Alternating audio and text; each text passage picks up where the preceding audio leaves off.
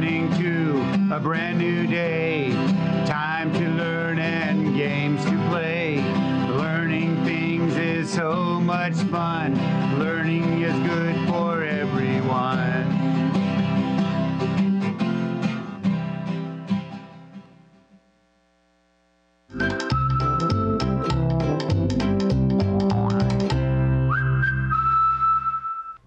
Oh, I think I can see it. There's a secret message right there.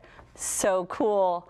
Good morning, third grade. My name is Mrs. Nix, and I am so excited to be here and support you as you become amazing thinkers, readers, and writers. You know what I was just checking out? So remember that Super Y was just here yesterday? Guess what he gave us? He gave us some activity books that we're able to pass out to you at home. So of course, being the good teacher that I am, I had to check it out and see what are these fun activities. There's dot to dots, there are little science projects, there's mazes. It's so much fun. I love these things. So lots of different characters. This one happens to be on Arthur. Here's Super Y. There's lots of things. We'll tell you next week if you're interested in receiving some of these. We'll tell you how you can do that next week. This week, though, we've been focusing on and talking about readers in Fresno Unified, because you guys are doing an amazing job with your reading. And we've been counting down the top 5 schools in Fresno Unified that have checked out books from Sora. So we had Greenberg was in 5th place, 4th place was Robinson, 3rd place was Viking, and 2nd place is Columbia. Go Cougars! We're so excited for you guys. I'm so impressed. You guys are going to be amazing readers and writers right there because you're checking out books. Great job. All right, so let's get started with today.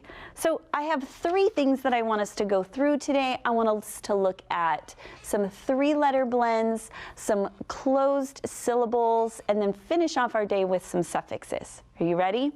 Okay, let's go through and let's read those high frequency words. Remember, these are those words you're going to encounter often in your reading, and you're going to want to use them in your writing. So we're going to make sure that not only you can read them, but that you can spell them as well. All right, read them with me, big and loud at home.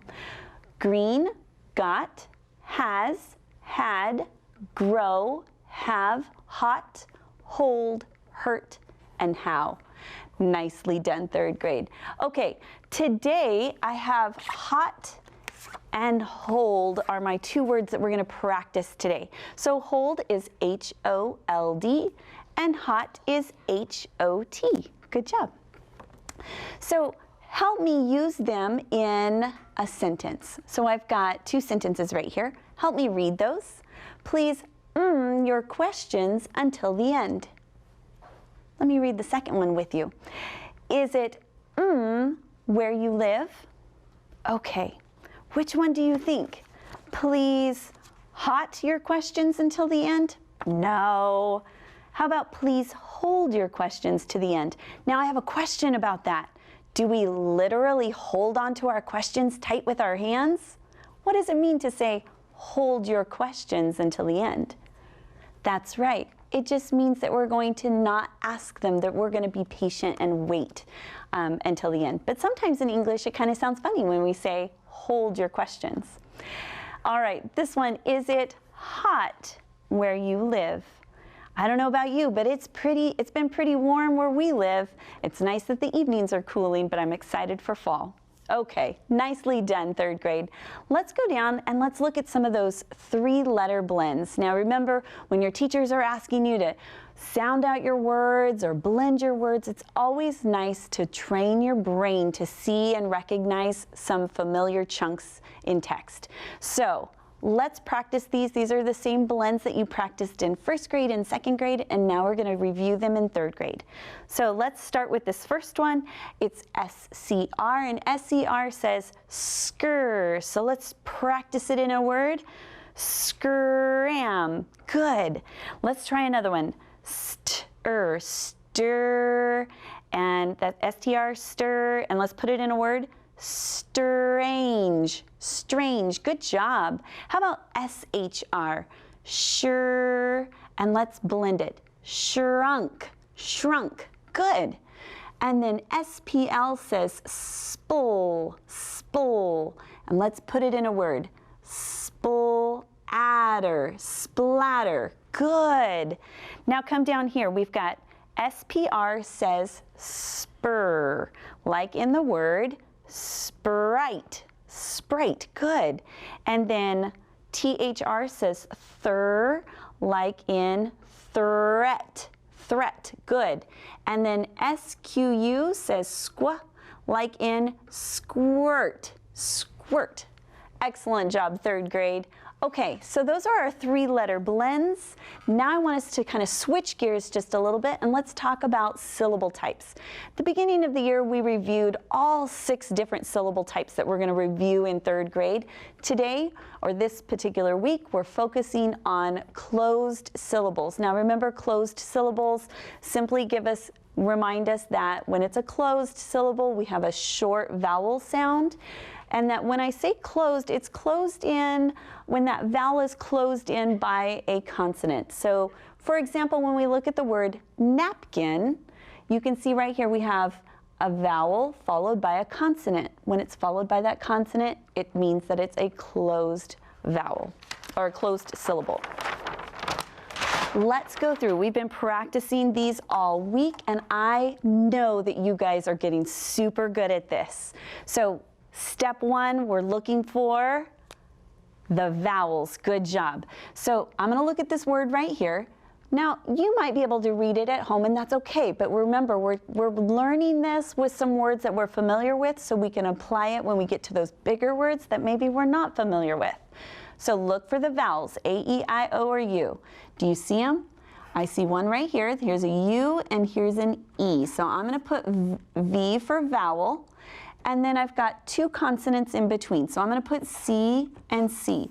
Anytime I have that vowel, consonant, consonant, vowel pattern, I know I can split my consonants. So I'm going to put a line right down the middle. That tells me that I've got 2 syllables, a vowel sound for each syllable.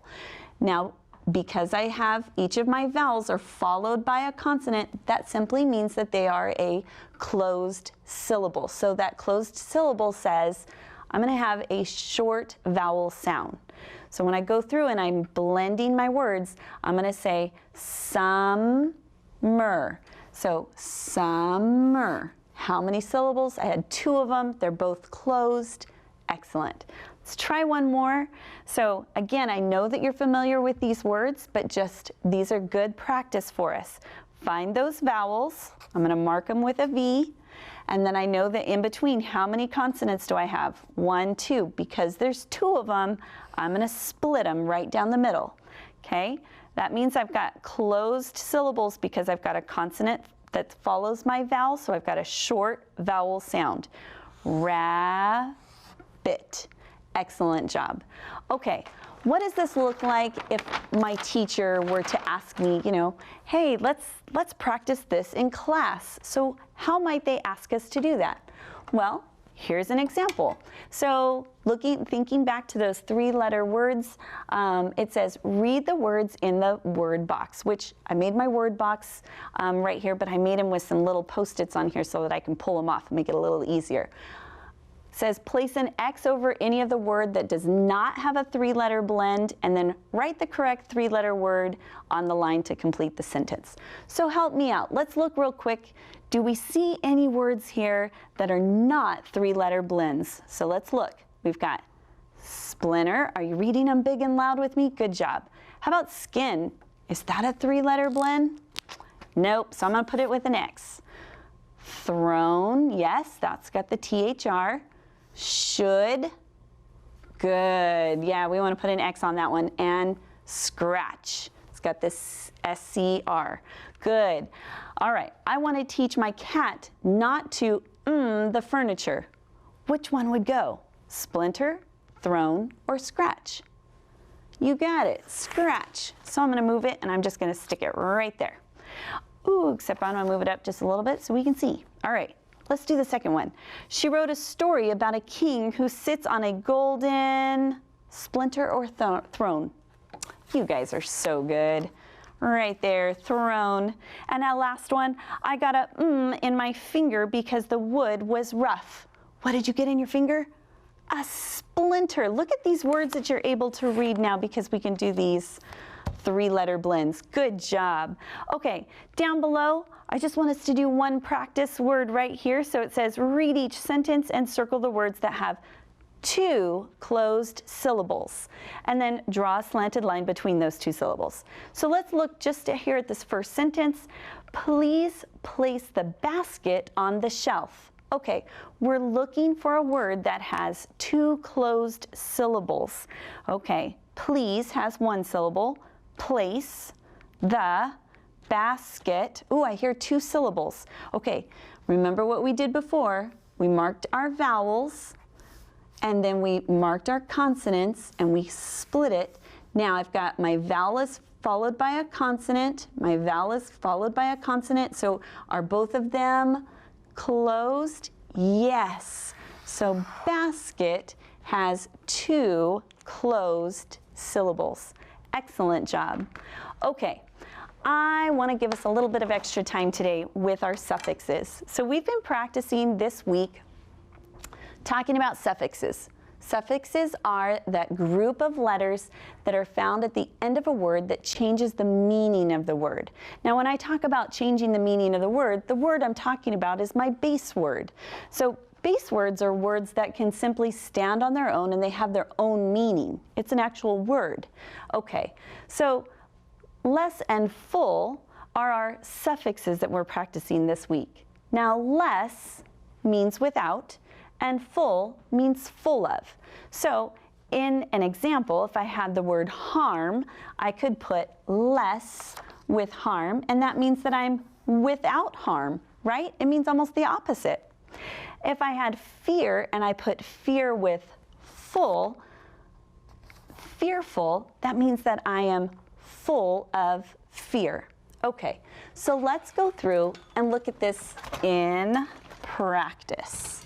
So we have a sentence here, and can you spy that word that's got our suffix?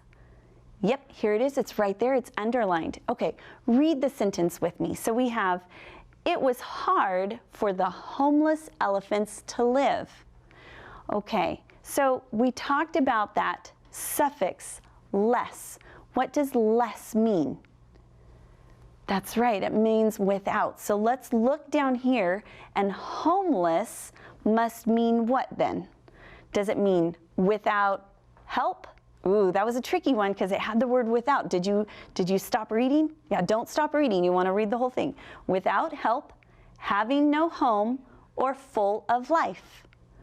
That's right, it means that they have no home. You guys did a great job. Okay, 3rd grade, fantastic job working today, doing all of those 3-letter blends, closed syllables, and suffixes. I can't wait to hang out with you back here tomorrow on PBS. Have a great evening. Bye-bye.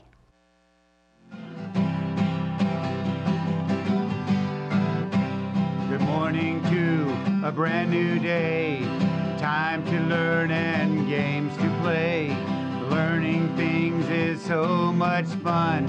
Learning is good for